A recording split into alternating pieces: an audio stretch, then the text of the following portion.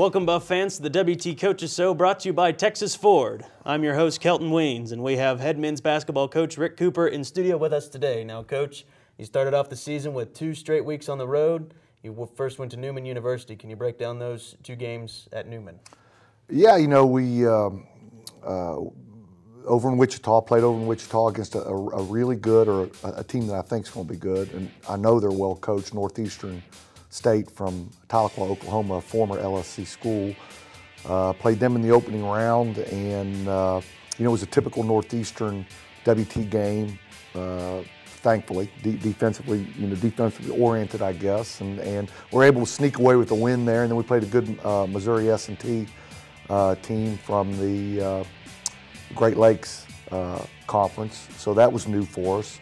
And we're able to win a close game there. So we got out of there with 2 wins, 2 very close wins, and we also got out maybe more important this time of year than the wins would be the we found out some things about our ball club, and that's really what you want to do this time of year. So it was a very good tournament for us. It allowed us to play against some good teams, some well-coached teams, and we were able to sneak away with a couple wins. So it was a good weekend. Now, this last weekend you went to Odessa and you played Texas A&M International and lost that game, and then you played UTPB. Tell us about both of those games. Well, you know, the international game was also a good game. It didn't end the way we wanted it to end. A 53-50 loss. It was a low-scoring game. International's a pretty good team. They've got 10 kids back off a regional tournament team from last year, so we knew that was going to be a tough one to get, and we had a chance to win it. And looking back on it, it's one of those games that against a good team that we probably, you might make the argument that we should have won it. We didn't play very well. We regrouped, that night and had a chance to look at some tape and talk about it as a team, and came out and played UTPB on their home floor and were able to build a big lead at halftime. I think we were up 41-21 at halftime. So we played really, really well with much better intensity, much better concentration and execution over the course of the first half, and then they pressed us in the second half. And really from the opening tip of the second half, they pressed us, and we had some turnovers, and aren't used to seeing that kind of pressure. But we were able to do some good things down the stretch and hang on and win and beat a team on their home floor. So that was good for us. Now, Coach, you have 5 players on your roster that are all transfers and playing their first season here at WT. No How kidding, are they? How are they making the transition? Well, in some areas really, really well. In other areas, difficult like we knew it would be. It's hard for, it's a new coach, it's a new school, it's a new part of the country, but for the most part, I think we've got good kids who are working extremely hard to be successful, and fun to coach. And like I said, I think it says a lot about a team, a group of guys, when you can lose on a Friday and then bounce back and put together a good performance on a Saturday without much practice time. So that was a good sign that we could turn around. So those kids are, our transfers are adjusting, like we knew they would. We're getting pretty good play out of Keenan Washington, and certainly Donald Sims is playing really well.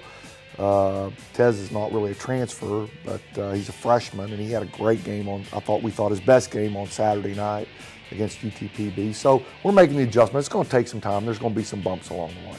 Now, you mentioned Donald Sims. He's already been named the LSC Offensive Player of the Week. He's got 15.5 points and 10.5 rebounds per game.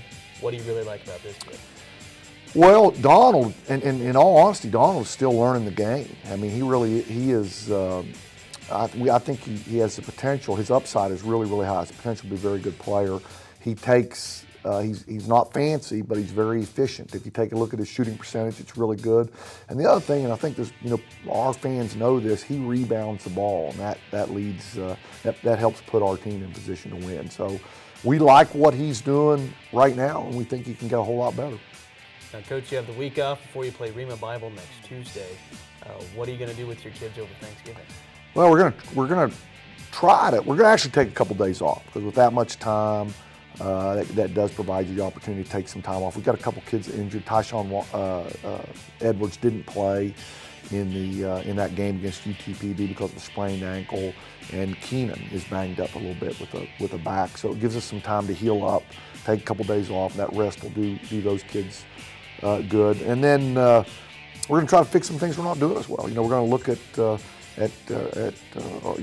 our three-point shooting and look at our free throw shooting and look at our execution and just try to use the time to get better. Don't go away. We'll be talking about Lady Buff basketball after the break. How do I celebrate the holidays? Oh, I come to the mall, talk about Ford. Have you actually been in an F-150 before? Ranked highest in initial quality. Where can I get one of these? These are nice. EcoBoost engine in the F-150. The power of a V8 with the fuel efficiency of a V6. I really want to drive this thing, man. I'm impressed. I take it right up here, hit the food court.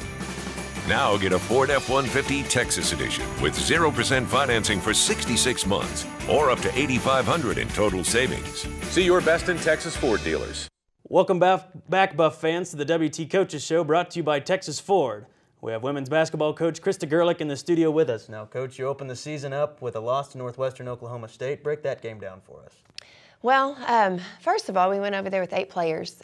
We've been trying to recover from some injuries, even from last season. They're still on their way of healing up. And so, we were a little bit disadvantaged to begin with. But at the same time, it was really a very panicked and frantic game, I thought. I thought that we panicked in every situation. We shot the ball way too early in the shot clock. We didn't guard very well at all. We just kind of got in a track meet with them, and which is not what we want to do defensively for sure. But I thought that we have a lot of new kids on the floor. We have a lot of young kids on the floor, so it's going to take us some time. That game was really, really good for us to go back and watch and to show them how many times we shot ourselves in the foot.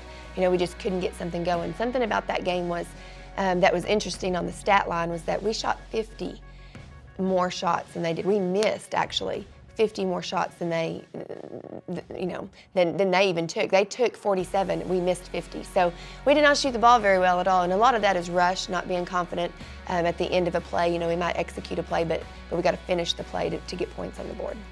Now, Coach, after kind of a little bit of time off, you played Colorado Springs on Saturday, and you lost that one by 4. Tell us about that game. Well, that game, we really started out slow. There's something about this team that the first 10 minutes they just can't quite jump start, and we've got to really work on that. We've been working on that in practice the last couple of days, but I thought we played better. We got a little bit more urgent as the longer we played. We got a little bit better. Again, we went up there without Joni Unruh, and so that took away a senior for us off the floor, and so that was difficult. But we had every opportunity to win. We actually got the lead in the second half and had an opportunity to extend that lead, and we kind of made a youth mistake and turned the ball over in transition when we should have valued the possession a little bit more. So the 2 losses are very, very disappointing, but at the same time, we have learned a lot from them, and that's what's going to happen with this team. We're so young still, and just trying to find ourselves that we're just going to get better and better and better each week and each game. I hope that they can, get better quicker than what we are, but I think in January and February we're going to be a pretty good basketball team. Now, Coach, you have 8 out of 13 of your players on your roster that are sophomores and younger. You mentioned the youth earlier. How are you dealing with the amount of inexperience on this team, and how's the team chemistry? Well, our team chemistry is really good, actually. They all get along really well. They all have the same goals in mind. We do need to trust each other more on the court, and that's from youth. That's from inexperience. That's from not playing enough with each other.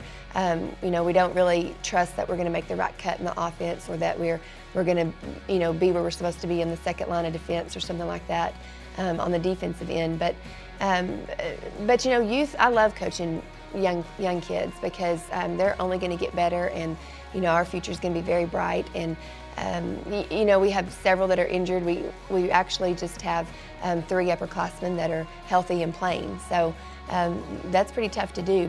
But luckily, even from last year, some of our freshmen had to grow up in a hurry from some injuries, and they got a lot of playing time, and they're having to play a lot of minutes as sophomores. And so, we just keep expecting them to continue to get better, to keep working at it, and they will. And they're great kids, and their work ethic is tremendous, and they want to win. So I really feel like we're just going through some growing pains, and hopefully we'll get it on the right track. Now, you open this weekend's the Thanksgiving holiday against Metro State College and St. Mary's. What do you expect out of both those Well, games? it certainly doesn't get any easier. Metro State was in the Elite Eight last year, and they have the majority of their players coming back. So that's going to be a huge, huge test for us. They're the type of team that if we make a mistake defensively, they're going to make us pay. If we make a mistake offensively, they're going to make us pay. So we are really going to have to play with unforced turnovers, with unforced errors. We're going to have to really do a good job of taking care of the basketball and attacking them. For some reason, we just come out of the gates a little bit shy and we won't attack until maybe we're 6 or 8 points down, and then we go to work. So hopefully we'll start the game a little bit better. But that's going to be a huge challenge for us on Friday. On Saturday, St. Mary's is actually 0-5, but they're very much like us. They could easily be 4-1. They've been in every game they've played in. He's got several new players. They're going to be hungry for their first win. So that's going to be a big game for us as well, and that's going to be one of those situations where you have two teams that are kind of mirror images of one another right now, trying to find their way and get some positive things happening on the court and get that first W. So I look forward to being on our home court, letting these girls play at home for the first time this year, and I look forward to them just getting better every day, and hopefully we'll see that on Friday. Coach, thank you very much for joining us here on the Coaches Show. Have a happy Thanksgiving. You too. Thank you for joining us for this week's installment of the WT Coaches Show. For more information, please visit GoBuffsGo.com. For the WT Sports Network, I'm Kelton Weens, and have a happy Thanksgiving.